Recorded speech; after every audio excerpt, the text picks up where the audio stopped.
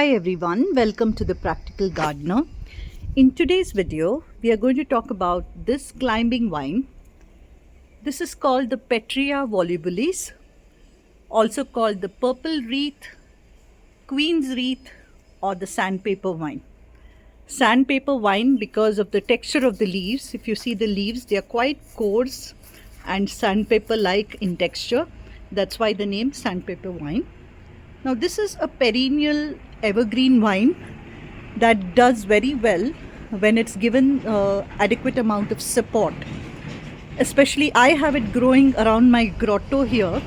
So just for this video I have pulled it down, otherwise it's nicely kind of surrounds the grotto, and that's how I want it to grow. So I have my garlic vine on the other side.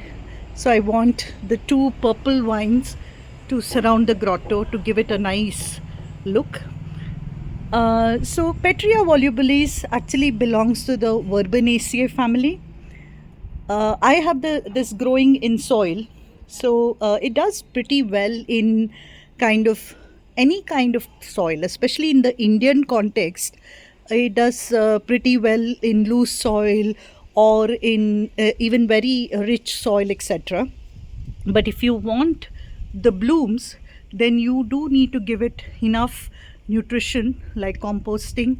This vine does really well with a lot of fertilizing, but as much as possible give it organic nutrition and organic fertilizers so that you can give it a chance to grow and bloom as well.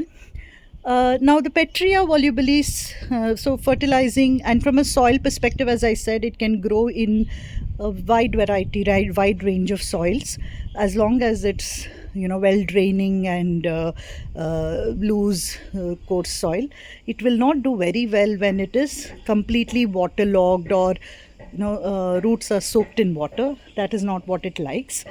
Apart from that, if you look at the weather or the amount of sunlight that it requires, again it is quite forgiving in terms of the range of sunlight it receives.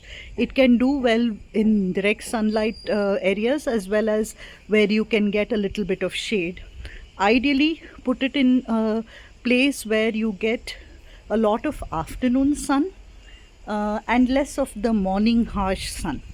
Okay, so it will do well. That said, this is the south area and this is more of the east side, so it is in the southeast kind of corner and it is growing pretty well here. That is because its roots, this area is quite in a shady kind of place. So you need to kind of, as long as the stem is exposed to sun, but the roots themselves are not that exposed to full sun, it should do well in a lot of different light or heat conditions. Now this is the second time this vine is blooming for me. I have had this vine for about less than, I think, 1 year now. It's just about a shade less than a year and it has bloomed about 2 times already. This time I can only see these two big peduncles or the inflorescence here, but normally the last time I had a bunch of them blooming, so you can see all the spent blooms here. So all of those are from the last blooming cycle. And interestingly, this is supposed to bloom in spring and early summer. But for me in Bangalore, it didn't bloom in spring summer, probably because it was still very young and it was still settling down. So it has thrown its blooms for me in November now. So this is early November and this is when I'm seeing the blooms.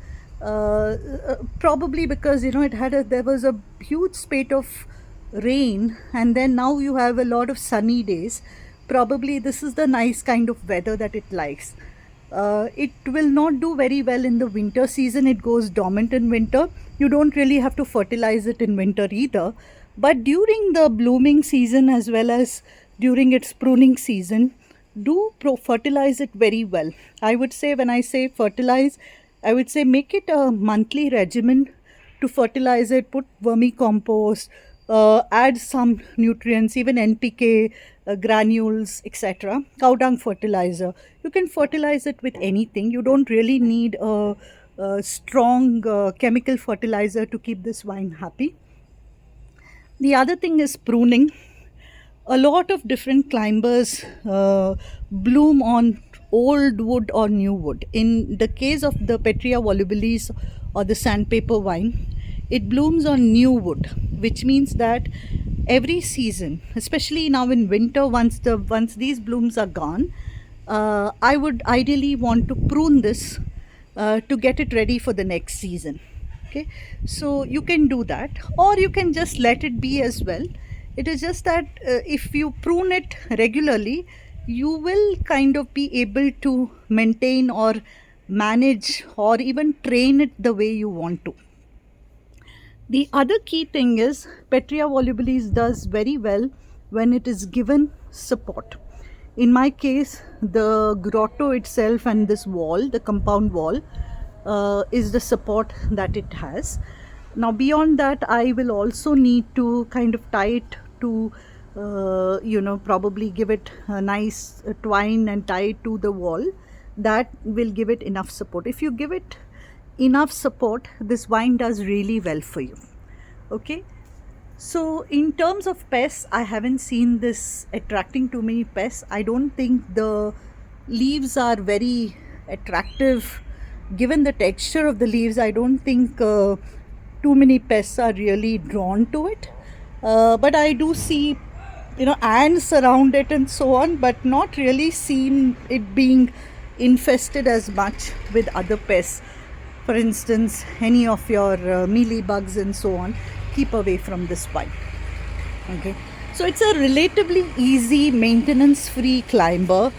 If you need a very exotic kind of a vine which doesn't have your run-of-the-mill regular white and pink and red kind of flowers, you're looking to add a nice purple kind of a tinge to your garden, Petrea volubilis or the purple wreath or the sandpaper vine is a great option for you, especially tagging it along with, say, a garlic vine which is also lavender purplish in color. Will give it a beautiful look to your garden, especially to your gazebo areas and so on. And unlike some of the vines like the cat's claw, etc., which grow profusely and they are difficult to manage, this is an easy to manage vine. So it doesn't grow kind of out of control. You can still control it, you can still kind of train it the way you want to, because the stems are quite, once they grow well and mature, the stems are quite rigid. So you can actually kind of train it well and grow it to suit any area where you want it to be. Okay, so that's Petrea volubilis for you. So I have spoken about the soil, watering, of course, water it as often as you can, but don't waterlog it. I did talk about it earlier. But it's not one of those completely drought resistant plants as well. It likes its water, but it doesn't like to be soggy. Okay, so you have to maintain that water balance, but otherwise it's a relatively simple, easy to grow vine and will add a beautiful dimension, character to the part of the garden, especially where you have trailing plants. And if you're looking for an option which is not in the regular colors, this purple vine is for you. So thanks so much for watching. Bye.